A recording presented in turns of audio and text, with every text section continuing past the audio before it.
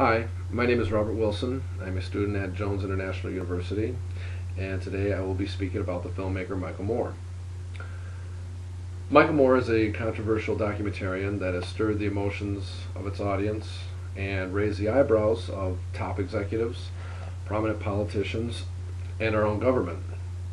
In the early 90s, Michael Moore released his first film, Roger and Me, and it became the platform for future documentaries. This documentary set a new precedent in its respective genre. Natives of Flint, Michigan, where the film was made, were upset with Michael Moore over the way they felt they were portrayed in the film. Some had suggested that the people filmed in the movie were intentionally filmed because of their appearance and not because of any relation to the subject matter. People questioned Michael Moore's true motives for making such films and thought he was profiting off the misery of others.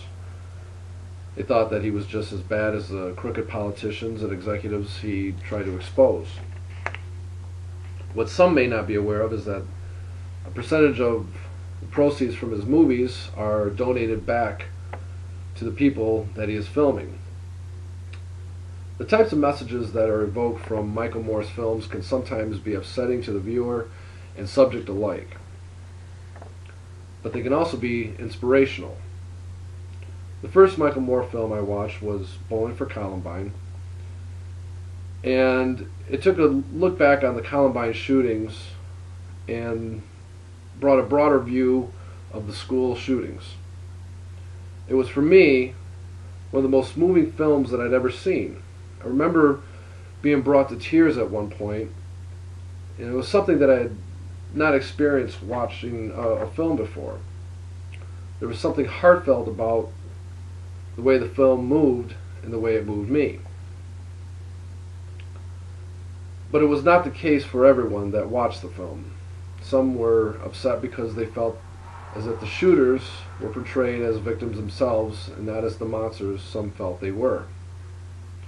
Later, he filmed Fahrenheit 9/11, an introspective look at the World Trade Center attacks. It examined some of the events that led up to the attacks as well as key figures that were involved. For this, Moore received more scrutiny, and some questioned its legitimacy. Opponents have claimed that a number of his facts were inaccurate and that the movie misled its audience. But Moore stood by his film, claiming that all events and statements were in fact true, and had the documentation to prove it.